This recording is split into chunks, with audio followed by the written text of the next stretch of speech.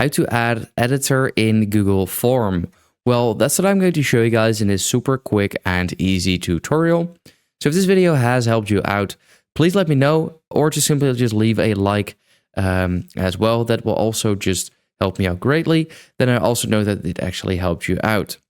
But let's get started right away because it's actually super easy to do. I over here have a form. I'm going to open up the form as you can see. And in order to add an editor to your Google form, what you want to do is go to the top right to the three dots.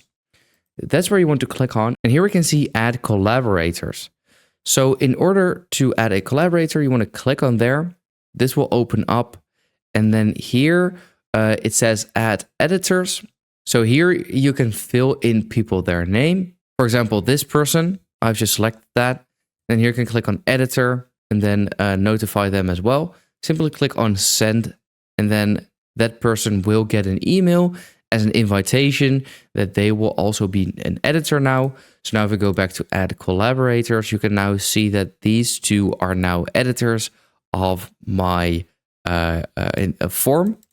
Now here you can also see, if you click on editor, you can even remove access to this, as well as even transfer ownership, which is actually pretty cool. Now, if you here click on the settings in the top right corner, you can also see editors can change permissions and share. Viewers and commenters can see the option to download, print, and copy. So this is for editors, and then the bottom one is simply for viewers. So if you do not like this, that editors can change permissions and share, then you can simply just disable that as well if you like that. And then the only thing they can do is edit the actual form.